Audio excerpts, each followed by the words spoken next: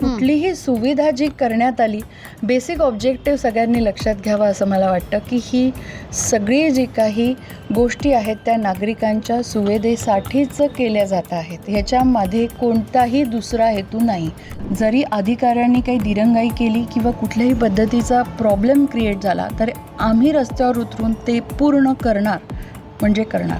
नक्कीच सांगते की ह्या दिवाळीपर्यंत हे रस्ते अगदी सुस्थितीत असतील आणि नाशिककरांची दिवाळी ही अतिशय चांगली जाणार आहे. करोडो भाविक पाहुणे येणार आहे, लाखो साधू महंत येणार आहे. त्याच्याकरता या शहराचं रिन्युएशन आपण करतो आहोत. शासन आणि राज्य शासन, केंद्र शासन, महानगरपालिका याच्या माध्यमातून.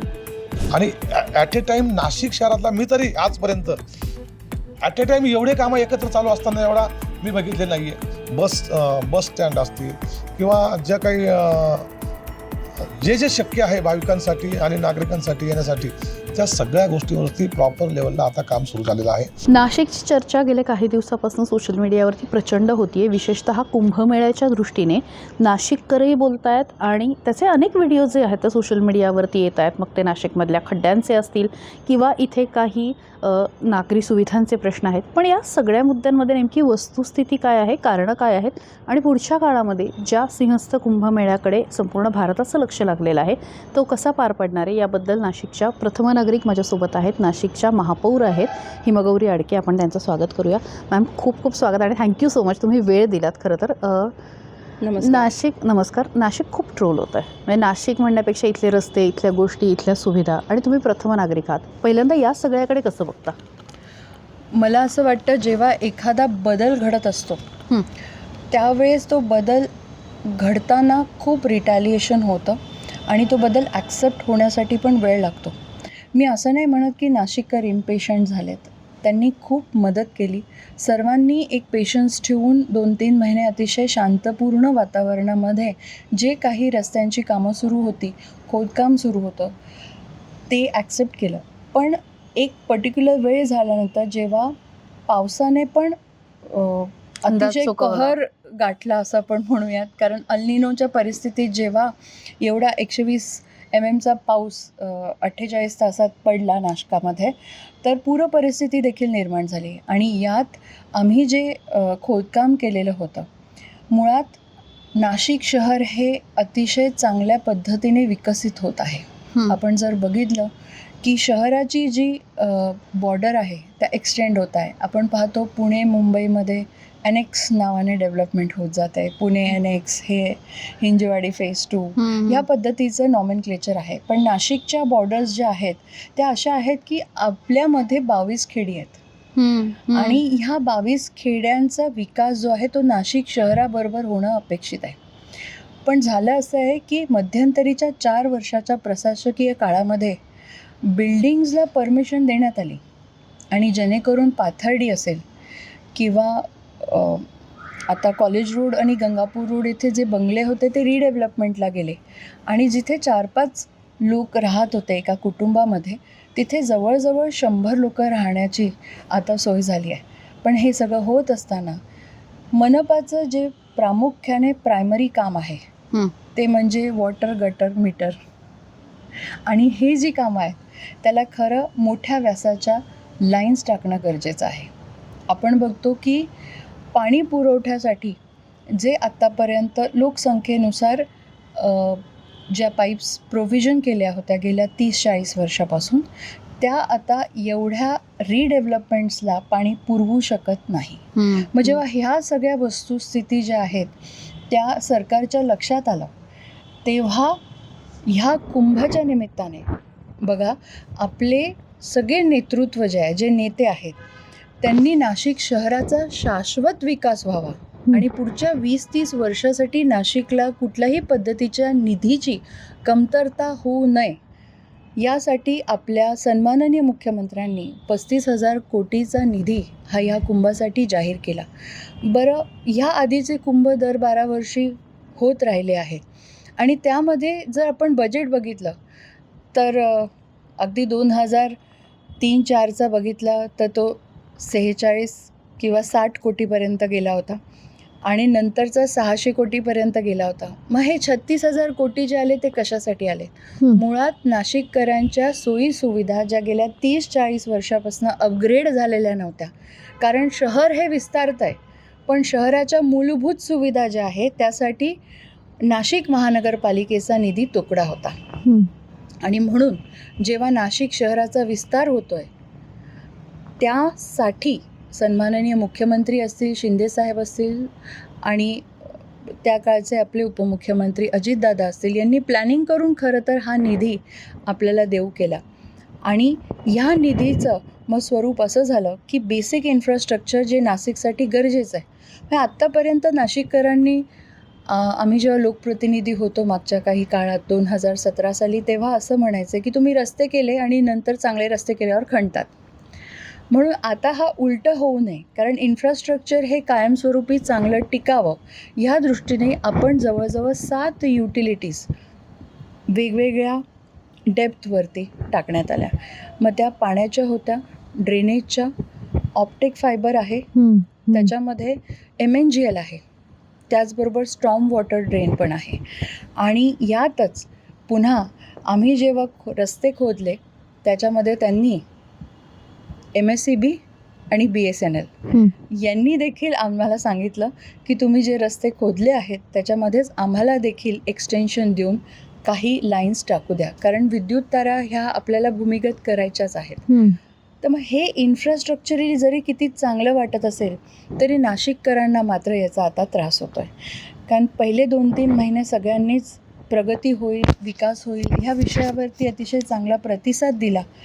पण अचानकपणे जेव्हा पाऊस खूप वाढला तेव्हा ह्याच ज्या ट्रेंच होत्या त्या आत्ता जरी बंद केल्या, because this is very technical.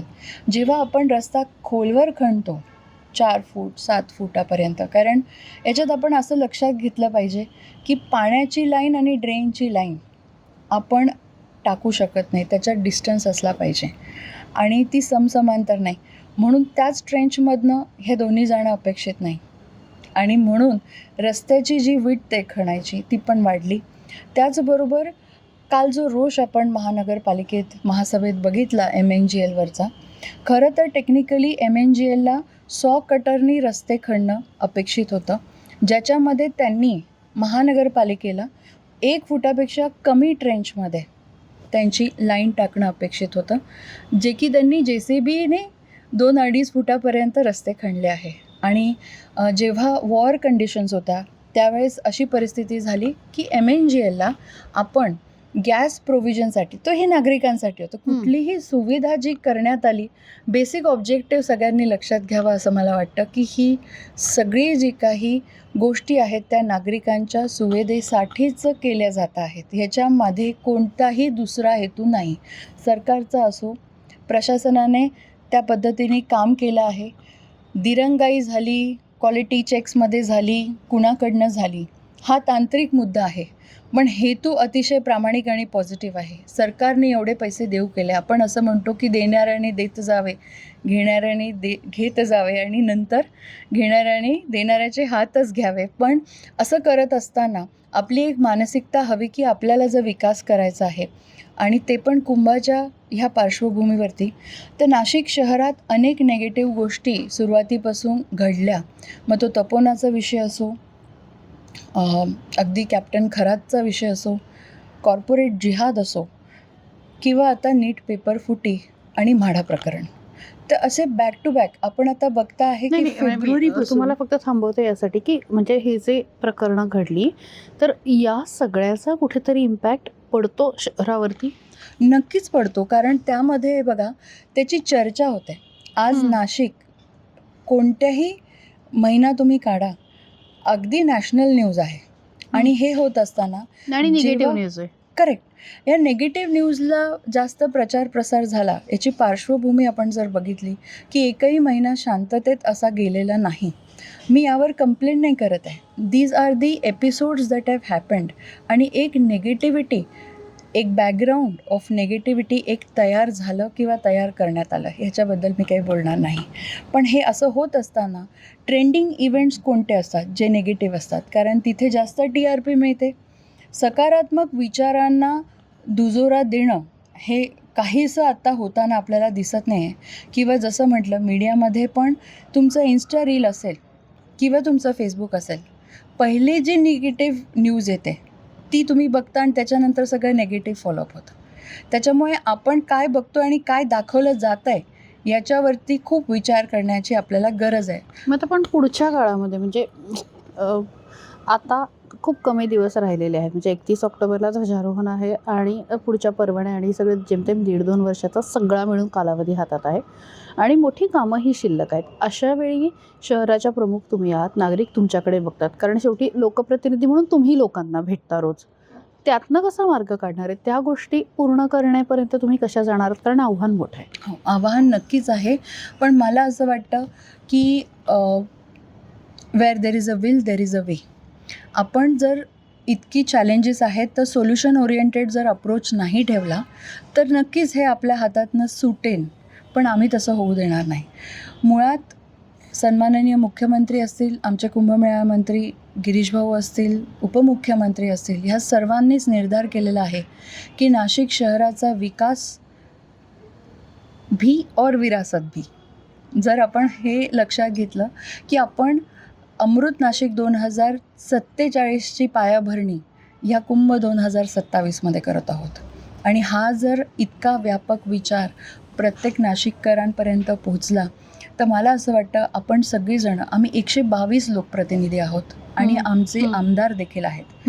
एवढे सर्व लोकप्रतिनिधी असताना जरी अधिकाऱ्यांनी काही दिरंगाई केली किंवा कुठल्याही पद्धतीचा प्रॉब्लेम क्रिएट झाला तर आम्ही रस्त्यावर उतरून ते पूर्ण करणार म्हणजे करणार. आज तुम्ही बघत आहात की नाशिक शहरामध्ये जे काही खड्ड्यांचा इश्यू झालेला आहे त्याच्यासाठी लोकप्रतिनिधींनी अतिशय आक्रमक भूमिका घेतली आणि ते परवाच्या महासभेत आपण सगळ्यांनी बघितलेलं आहे. ही आक्रमक भूमिका हे दर्शवते की सगळे लोकप्रतिनिधी लोकांच्या बाजूने आहेत. जर अधिकारी काम करायला दिरंगाई करत असेल, कॉन्ट्रॅक्टर दिरंगाई करत असेल, कोणाच्या चुका आहेत त्या आम्ही शोधून काढणार, त्यांना दंड करणार आणि त्याच्यावर ॲक्शन ओरिएंटेड सोल्युशन्स काढणार. तुम्ही जर बघितलं की रस्त्यांची जरी मीटिंग झालेली असेल तरी त्यावरती आपण रोड कन्स्ट्रक्शन TDR, ज्याच्यामध्ये आपण DP रोड्स डेव्हलप करू शकतो, ह्या सोल्युशन ओरिएंटेड गोष्टींचा पण युटिलायझेशन तिथे मांडलं, DPR मांडला. तसंच जेव्हा ऑल्टरनेटिव्ह रूट्स आपण शोधून काढले आणि कॉलनी रोड्स डॅमेज झालेले आहेत त्यासाठी आपण 1300 कोटीचा DPR देखील देवेंद्रजींकडे मांडला आणि त्यांनी त्याच्यासाठी ग्रीन सिग्नल दिले. आमचे आमदार असतील यांनी देखील वेळोवेळी ही मागणी केलेली आहे की हा निधी आपल्याला लागणार आहे आणि म्हणून सर्व लोकप्रतिनिधी मिळून जेव्हा अशी काही मागणी करतात तेव्हा ती मंजूरच होते. पण ताई, म्हणजे तुम्हाला थांबवते याच्यासाठी की 10-12 कोटींपेक्षा जास्त लोक ह्या 1.5 वर्षामध्ये नाशकामध्ये येणार आहेत. इतकी मोठी संख्या, इतका मोठा फुटफॉल जेव्हा येतो तेव्हा निश्चितच नागरी सुविधांवरती खूप ताण पडतो. बरोबर. म्हणजे एका बाजूला नाशिकच्या अर्थव्यवस्थेला याचा फायदा होणार आहे का? तर होणार आहे, आपण तेही मान्य करू. पण दुसरीकडे सुविधांवरती पण खूप ताण पडणार. ह्या दोन्ही गोष्टी, म्हणजे यातली विशेषतः सुविधांची गोष्ट कशी टॅकल करणार आणि हे सगळं कोसळू नये. म्हणजे मला असं वाटतं की एकदा कुंभमेळ्यामध्ये छोटीशी चेंगराचेंगरीसारखी पण एकदा घटना घडलेली आहे. ह्या ज्या सगळ्या गोष्टी आहेत, ऐनवेळी असं होतं की गर्दी असल्यानंतर खूप गोष्टी हातात नाही राहत. आपल्यालाही माहिती की जेव्हा लाखो लोक समोर असतात त्यावेळी ते सगळं टॅकल करणं अवघड होऊन जातं. तेव्हा त्याच्यासाठी काय तयारी सुरू आहे? आपण पाहता आहे की आता जे इन्फ्रास्ट्रक्चर चालू आहे ते हार्ड इन्फ्रास्ट्रक्चर चालू आहे आणि आपण सॉफ्ट इन्फ्रास्ट्रक्चरवरती पण भरपूर प्लॅनिंग केलं आहे.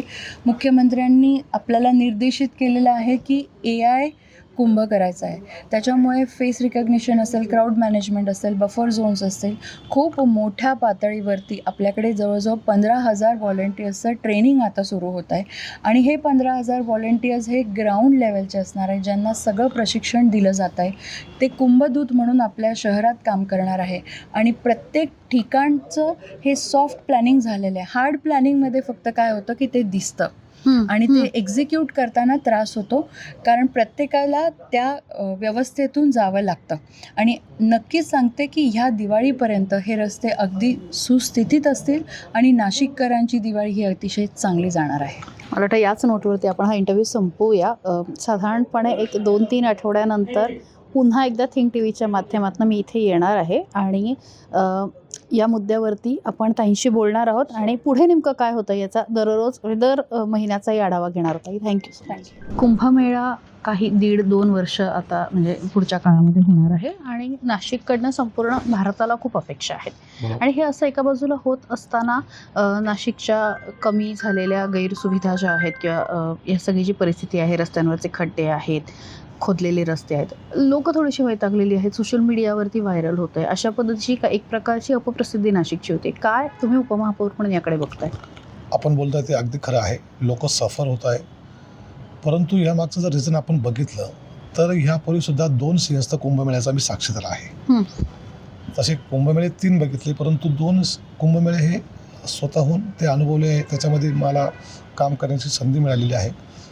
परंतु त्याचा अनुभव जर बघितला आणि आत्ताच्या कुंभमेळ्याचा जर अनुभव बघितला तर प्रयागराजच्या धर्तीवरती नाशिकमध्ये प्रथमतःच कुंभमेळ्याच्या निमित्ताने एवढा मोठा निधी केंद्र शासन आणि राज्य शासनाकडून प्राप्त होतो आहे. याचं कारण असं आहे की या शहर मुंबई, पुणे आणि ठाण्यानंतर हा ट्रायंगल आहे आणि सर्वात केंद्रबिंदू असलेले शहर आहे. या अनुषंगाने सिंहस्थाच्या माध्यमातून सिंहस्थ नाशिकमध्ये होतो ही आमच्या सर्वांसाठी एक धार्मिक बाजूत आहे, बरोबर एक अभिमानाची सुद्धा बाब आहे. आणि यामुळे दर 12 वर्षांनी नाशिक शहराला एक केंद्र शासन आणि राज्य शासनाकडून निधी प्राप्त होतो. त्या तुलनेमध्ये 2003ला जो कुंभ झाला त्यामध्ये 65 करोड रुपये हे शासनाकडून त्यावेळेस आले होते. त्याच्यानंतर जो 2015चा झाला त्यामध्ये शासनाकडनं आणि राज्य शासन आणि केंद्र शासनाकडनं साधारणतः 400 करोड रुपयाचा निधी प्राप्त झाला होता आणि त्या माध्यमातून कुंभचे कामं झाले, कुंभ झाला. परंतु प्रथमतःच नाशिक शहर आणि जिल्ह्याला कुंभाच्या निमित्ताने केंद्र आणि राज्य शासनाकडनं साधारणतः 30 ते 32 हजार करोड रुपये निधी जे DPR या ठिकाणी कामं मंजुरी या ठिकाणी मिळालेली आहे. मग हे कोणासाठी होतं? ते या शहरासाठी होणार आहे. आणि कारण काय? तर सिंहस्थ आहे आणि हे साहजिकच आहे. यावेळेचा सिंहस्थ हा आगळा वेगळा असणार आहे. ह्या महाराष्ट्र राज्याचे सन्माननीय मुख्यमंत्री फडणवीस साहेब आणि उपमुख्यमंत्री एकनाथजी शिंदे साहेब, कुंभमंत्री गिरीश भाऊ असतील, हे या सगळे स्वतः लक्ष घालून याच्यामध्ये आहे. कारण साधारणतः 12 ते 15 करोड भाविक या ठिकाणी येण्याच्या या सगळ्या अपेक्षा आहे आणि साधारणतः लाखो साधू महंत या ठिकाणी येणार आहे. त्या निमित्ताने या ठिकाणी आपण जर बघितलं असेल तर पहिल्यांदाच जी जागा भूसंपादन हे नाशिक महानगरपालिकेच्या हक्काचं कायमस्वरूपी सिंहस्थासाठीचं भूसंपादनसुद्धा ह्याच कुंभमेळ्याच्या निमित्ताने या ठिकाणी साधूग्रामचं होतं आहे. आणि मग असं असताना ज्यावेळेस एवढी मोठ्या प्रकारची डेव्हलपमेंट होते त्याच्यामध्ये एअरपोर्टचा विषय आला, रेल्वे स्टेशनचा विषय आला, बस स्टेशन आले, त्याचबरोबर ह्या शहराला संलग्न असलेले रिंग रोड आले, त्याचबरोबर मोठमोठे प्रमुख रस्ते आले, काही ब्रिजेस आले. त्याचबरोबर हे सगळं करत असताना होतं काय माहिती का, रस्त्याचं कामं सुरू होतात आणि मग काय होतं, आता घाईघाई रस्ते केले, पुढच्या युटिलिटीचा आपण विचार करत नाही, परत 6 महिन्याचे रस्ते खोदले जातात, परत नागरिकांच्या समोर त्या सगळ्या गोष्टी येतात का, नागरिक म्हणतात आत्ताचा रस्ता झाला परत खोदला. याच्यामध्ये एक नियोजन चांगल्या पद्धतीने झालं आहे का. सुरुवातीला काय केलं आहे, ड्रेनेज सिस्टम असेल, वॉटर सिस्टम असेल, युटिलिटी असेल, MNGLच्या गॅस लाईन असतील, ह्या सगळ्या सिस्टम आहे ना, यांना पहिले सांगितलं का तुम्हाला कुठं काय कनेक्शन जोडायचं करायचे ते करून घ्या. याचे पहिले आज तशी कामं सुरू आहे काही भागामध्ये, काही ठिकाणी रस्त्यांचे कामं सुरू आहे, काही ठिकाणी भूसंपादनाचे कामं सुरू आहे.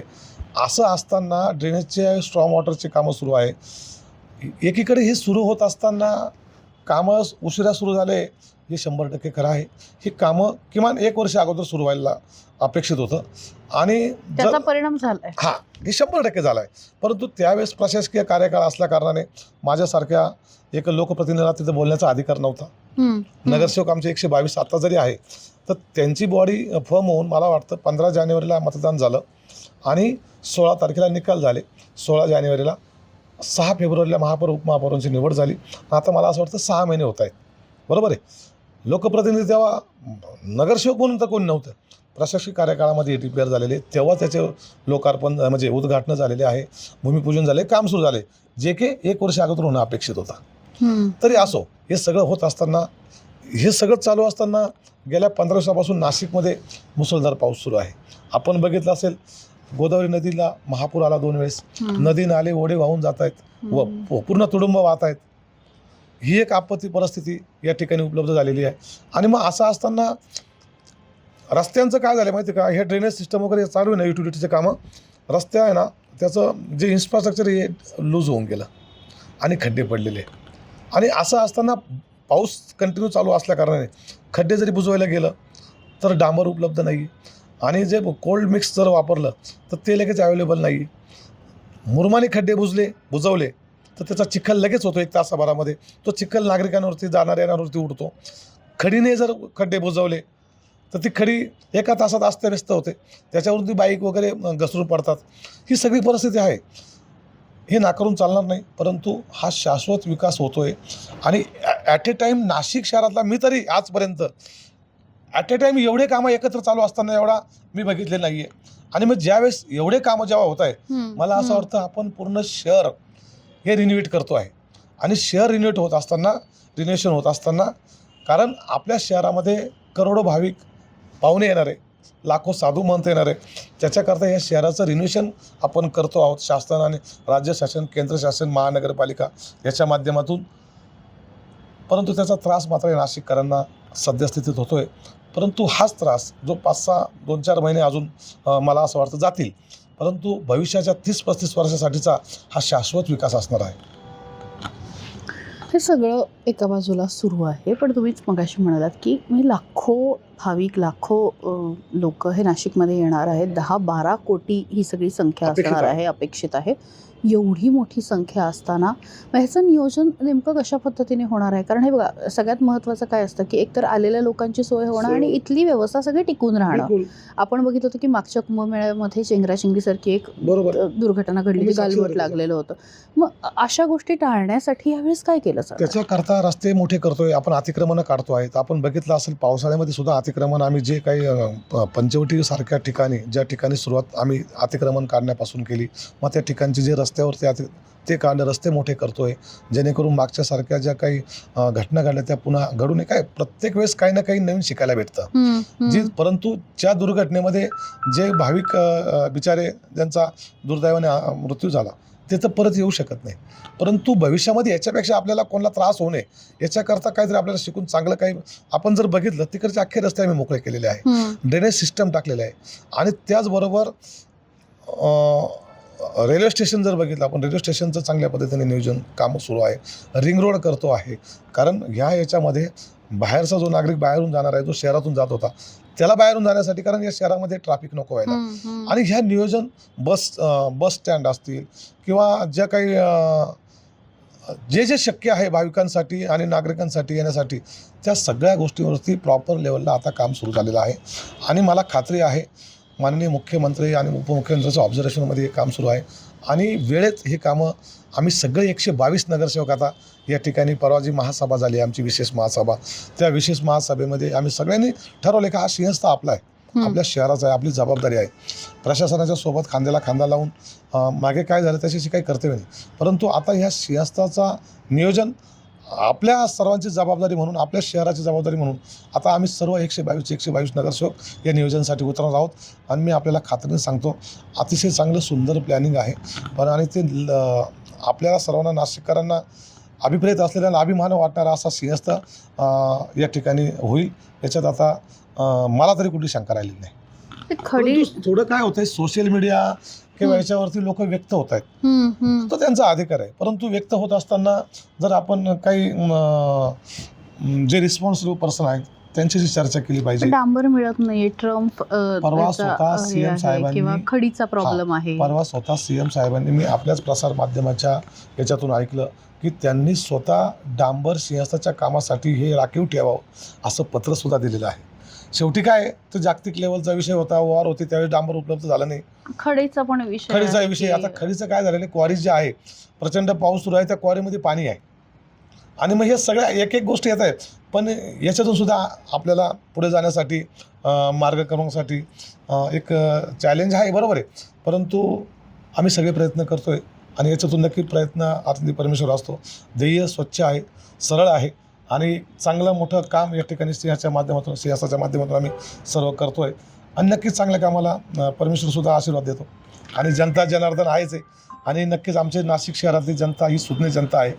त्यांना माहिती हे सगळं काय चालू आहे आणि हे भविष्यामध्ये कोणासाठी सिंहस्थ. समजा थोडे दिवस असेल, पाहुणे निघून जातील, परंतु हे रस्ते, या सगळ्या युटिलिटी, हे सगळ्याचं काही इन्फ्रास्ट्रक्चर जे काय डेव्हलपमेंट होत आहे, हे या शहरातल्या नागरिकांसाठी भविष्यासाठी असणार आहे.